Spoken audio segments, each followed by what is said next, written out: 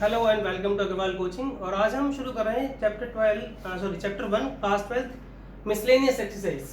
और इसका पहला सम दिया हुआ है इसमें कि कोई फंक्शन डिफाइन किया हुआ है r to r, real numbers to real number, और फंक्शन ये f(x = 10x + 7). पूछा है find the function gr to r such that fog and gof is equal to ir मतलब आइडेंटिटी फंक्शन यानी इक्वल टू x आना चाहिए। तो जरा देखिए कैसे सॉल्व करते हैं। बहुत सिंपल सा सम है ये। हम लेट करते हैं कि late y equals to 10x + 7, और अब आप इसमें से x की वैल्यू निकाल लीजिए। तो that will be y - 7 = 10x and x will be y - 7/10। ठीक है, अब आपको x की वैल्यू मिल गई। Now let us define gr to r such that gy equals to y - 7/10। ठीक है, अब आपने क्या करना है, FOG और GOF निकालना है और देखना है कि वो IR आता है कि नहीं आता। ठीक है, तो सबसे पहले हम निकालते हैं GOFX। ठीक है, GOFX यानी G फंक्शन में y की जगह पर आपने क्या पुट करना है, fx पुट करना है, ध्यान रखना। तो दैट विल बिकम्स fx - 7/10। ठीक है, और fx है कितना आपके पास, fx है 10x + 7, और ये -7/10। क्या बचेगा आपके पास, 7 से 7 कटेगा, 10 से 10 कट जाएगा, क्या बचेगा x, which is equals to identity function. अब हम निकालते हैं FOG y।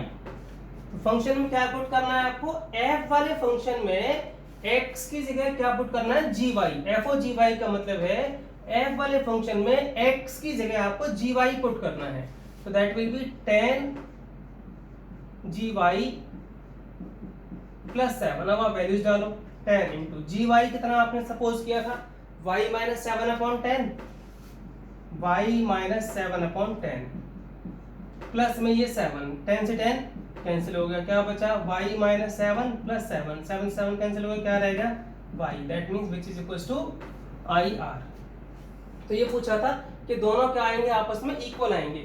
वो भी और ये भी दोनों क्या आ रहे हैं, सेम आ रहे हैं, इक्वल आते हैं, दोनों क्या बन रहे हैं, आइडेंटिटी फंक्शन बन रहे हैं। ठीक है, इसलिए हमारा जो फंक्शन था gr टू r क्या हुआ, वो ये वाला हुआ। इसलिए gr to r is equals to gx भी लिख सकते हो आप इसको, ये आपका आंसर है। ठीक है, तो बहुत सिंपल सा सम था ये, सिंपल तरीका था इसका। जब कभी भी आपको इस तरह की चीजें निकालनी हो तो आपको सिंपल ये करना है, तो उसको आप y की इक्वल रखो, x की वैल्यू निकालो, फिर उसी में आप एक फंक्शन बना लो y रख करके यहाँ पर। ठीक है, let us do sum number 2। Sum number 2 थोड़ा बड़ा है, थोड़ा ध्यान से समझना उसे।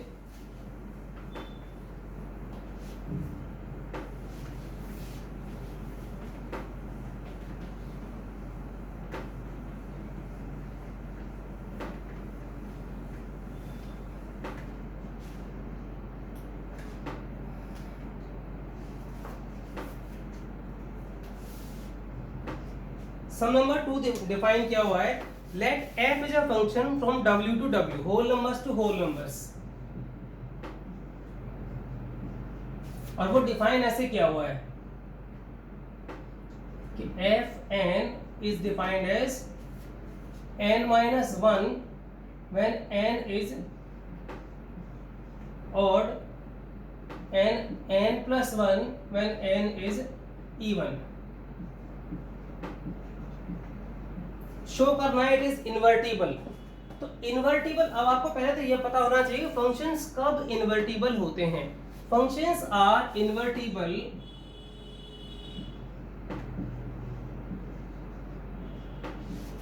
When they are 1 1 and onto. तो ये आपको समझना पड़ेगा, 1 1 और ऑन टू अगर होंगे तो ही फंक्शन को इन्वर्टिबल होगा। उसके बाद हमें इसका फंक्शन का इन्वर्स भी निकालना है। अब बात आती है कि हम 1 1 कैसे प्रूव करेंगे। यहाँ तो कई सारे केस बन रहे हैं। एन ऑड है तो अलग डिफाइन किया हुआ है, इवन है तो अलग डिफाइन किया हुआ है, इसलिए हमारे पास भी 1 1 प्रूव करने के लिए केस बनेंगे, इसलिए थोड़ा ध्यान से समझना। Case first, when n is even, ठीक है, तो let n1 and n2 both belongs to w। हमने इसमें से दो नंबर्स ले लिए n1 और n2 और दोनों क्या हैं, इवन है। और फिर हम 1 1 के लिए मैंने आपको पहले भी समझाया हुआ है कि हम दोनों को फंक्शन में रख करके इक्वल रखते हैं, और अगर हम इसे रखें और लास्ट में n1 n2 इक्वल आ जाए तो इसका मतलब क्या होता है, वो 1 1 होता है। तो fn1 आप किस में रखोगे, तो n तो इवन है, तो इवन तो इसमें रखेंगे हम, तो क्या बनेगा आपके पास n1 + 1 और यहाँ से क्या बनेगा n2 + 1, because n1 n2 both are even numbers. तो आप किस में पुट करेंगे, fn1 और fn2 के लिए, इस वाले में, बिकॉज यही इवन है। अब यहाँ 1 से 1 कैंसिल हो गया तो क्या बचा आपके पास, n1 = n2, ठीक है, that means it is 1 1। Case 2,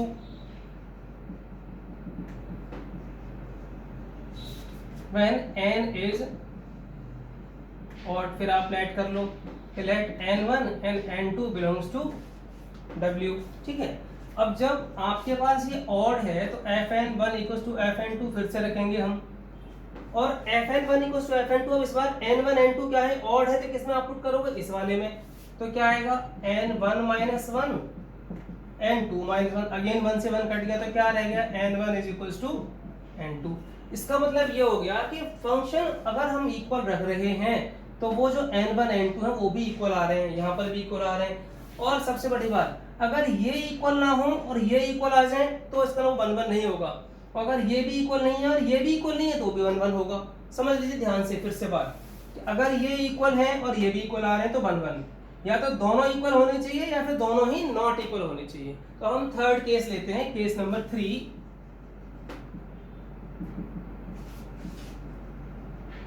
when n1 is odd and n2 is even। इसका मतलब एक नंबर ऑड है और एक इवन है, इसका मतलब वो इक्वल नहीं है, n1 is not equals to n2, यही हमारा लास्ट में प्रूव होके आना चाहिए, ठीक है। जरा देखिए, हम शुरू करते हैं कि fn1 = fn2।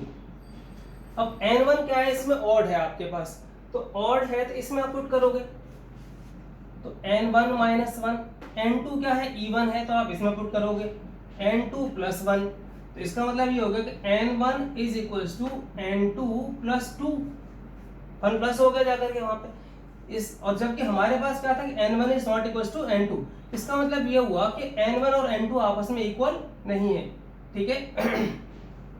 So n1 is not equals to n2, ठीक है, दैट मीन्स कि ये भी इक्वल नहीं है, इसलिए ये भी इक्वल नहीं आ रहा है। यहाँ देखो आप, इक्वल नहीं आ रहा, यहाँ पर क्या आ रहा है, +2 आ रहा है, इसका मतलब n1 is not equals to n2।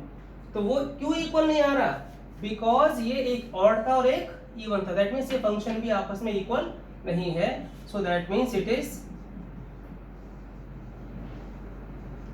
1 1, ठीक है।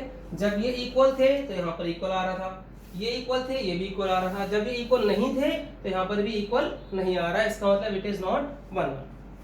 अब हम प्रूव करते हैं कि ऑन टू है कि नहीं है, ठीक है। मैं इसको मिटा रहा हूं, आप इसे नोट कर लीजिए, फिर मैं इसको आगे बढ़ाता हूं।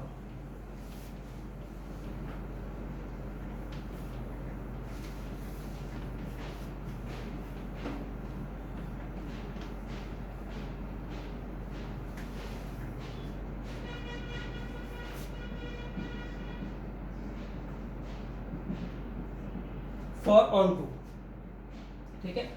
ऑन टू में क्या हो रहा है कि ऑन टू में हमारे पास ये था, समझना जरा ध्यान से बात, कि ऑन टू कब होते हैं, ये आपका W, ये आपका W, ये है आपका डोमेन और ये है आपका कोडोमेन, ठीक है। तो कोडोमेन में जितने भी नंबर्स हैं उनकी कोई ना कोई एक प्री इमेज यहाँ होनी चाहिए, तभी हम बोलते हैं फंक्शन ऑन टू है, यानी इधर का कोई भी नंबर छूटना नहीं चाहिए, उसकी कोई ना कोई प्री इमेज यहाँ होनी चाहिए। जैसे मान लीजिए आपने नंबर देख लिया 0 1 2 3, ठीक है, 4, इसको हम थोड़ा और बड़ा कर लेते हैं,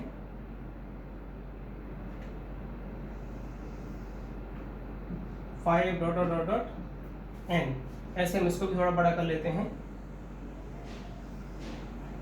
0 1 2 3 4 5 dot dot dot dot n। ठीक है, अब जरा देखिए हमें क्या दिया हुआ है कि जब n ऑड है तो फंक्शन क्या है आपका n-1। ये ऑन टू कब होगा, जब इसकी कोई ना कोई प्री इमेज यहाँ जरूर होगी। ठीक है, मान लीजिए आपके पास यहाँ पर 0 है। ठीक है, तो 0 क्या माना जाता है, इवन माना जाता है। अगर 0 इवन है, इवन आप इसमें डालो, इवन डालेंगे तो 0 + 1 क्या आएगा 1, तो इसकी प्री इमेज यहाँ है यस। 1 क्या है, ऑड है, तो ऑड आप इसमें पुट करोगे तो 1 - 1 क्या आएगा 0, इसकी भी एक प्री इमेज यहाँ है। 2 क्या है, इवन है, इवन है तो आप यहाँ पुट करोगे। ठीक है, तो 2 + 1 क्या बनेगा 3, इसकी भी प्री इमेज यहाँ है। ये क्या है, ऑड है, ऑड है तो इसका मतलब इसमें पुट करोगे आप तो 3 - 1 क्या बचेगा 2, इसकी भी प्री इमेज यहाँ है। इसका मतलब ये हुआ कि यहाँ के हर एक नंबर की कोई ना कोई प्री इमेज यहाँ है, that means it is an onto. हम यहाँ लिखेंगे फॉर ऑल n, चाहे वो इवन हो या ऑड हो, which belongs to codomain W,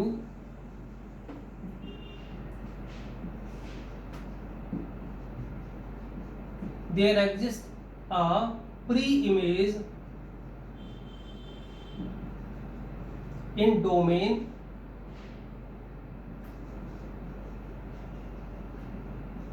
W।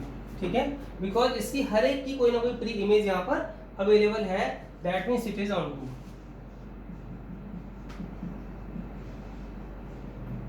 ठीक है, अब हमारे पास आता है कि ये फंक्शन ऑन टू भी हमने प्रूव कर दिया और 1 1 भी प्रूव कर लिया। ठीक है, अब हम देखते हैं कि अगर ये ऑन टू रन होगा इसमें इन्वर्टिबल तो हो गया, so function is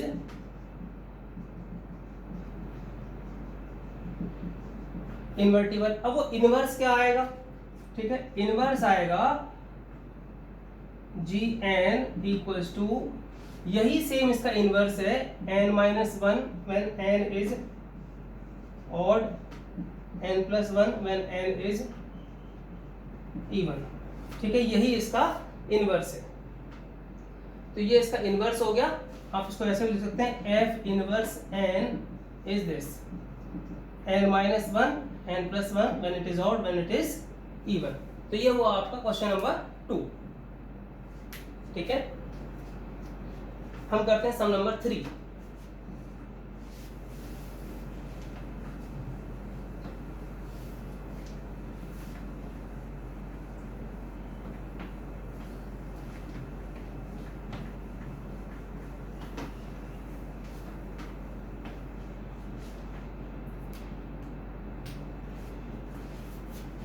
some number 3 है, f(x) कोई फंक्शन दिया हुआ है r2r x² - 3x + 2 और पूछा इसमें ये है f of f(x), तो बहुत सिंपल सा है।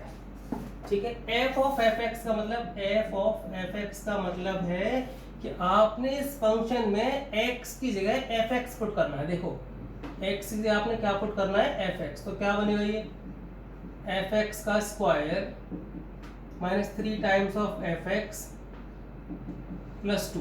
अब आप वैल्यू डाल दो, f(x) खुद क्या था, ये था, तो x² - 3x + 2 का होल स्क्वायर -3, और इसका होल स्क्वायर खोलने के लिए आपको a + b + c के होल स्क्वायर का फॉर्मूला खोलना पड़ेगा, जो बनता है a² + b² + c² + 2ab + 2bc + 2ca। यहां तक हो गया। फिर इस -3 से अंदर कर देंगे, -3x² + 9x - 6 + 2। अब आप इसे सॉल्व कर लीजिए, वही आंसर है आपका। ये बनेगा x की पावर 4, ये बनेगा +9x² + 4, ये ± -6x³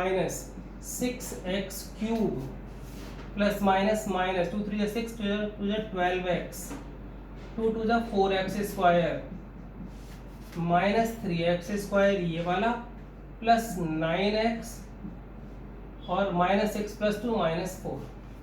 ठीक है, अब आप देखिए इसमें से क्या कट सकता है, x की पावर 4, क्यूब वाला ये टर्म है ये यहाँ आ जाएगा, बिकॉज आप डिसेंडिंग ऑर्डर में लिखेंगे। 6x cube plus 9x square plus 4x square 13x square minus 3x square बचे 10x square minus 12x plus 9x बचा माइनस 3x और 4 से 4 ये कट गया और कोई नंबर बचा? कुछ नहीं बचा।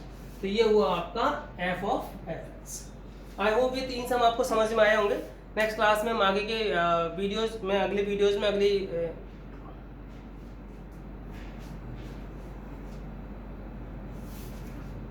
आई होप आपको ये 3 सम समझ में आए होंगे। नेक्स्ट वीडियो में आगे सम्स कंटिन्यू करेंगे। Thank you for watching this video and if you like the video please subscribe the channel. Thank you.